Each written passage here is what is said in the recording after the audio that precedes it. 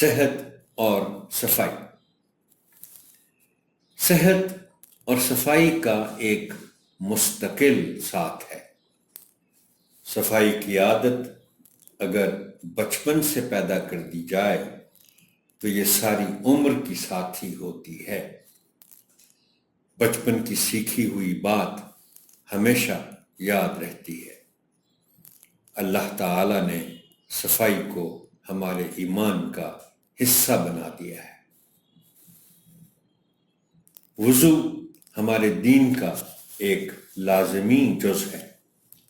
مسلمان دن میں 5 مرتبہ نماز سے پہلے وضو کرتے ہیں۔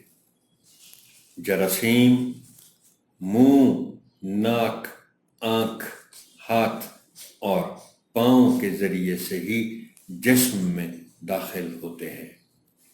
دوران وضو ہم یہ تمام حصے دن میں 5 مرتبہ دھوتے ہیں۔ اسی طرح کھانا کھانے سے پہلے بھی ہاتھ دھونے کا حکم ہے۔ ایسا کرنے سے ہم جراثیم سے محفوظ ہو جاتے ہیں۔ گندگی ہمیشہ بیماری لاتی ہے، جس سے صحت خراب ہو جاتی ہے۔ زندگی کا تمام لطف ختم ہو جاتا ہے۔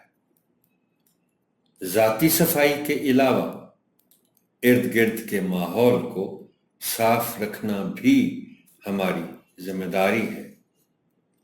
گھروں کو صاف ستھرا رکھنا اور کوڑے کرکٹ کو مناسب طور پر ٹھکانے لگانا ہماری ذمہ داری ہے۔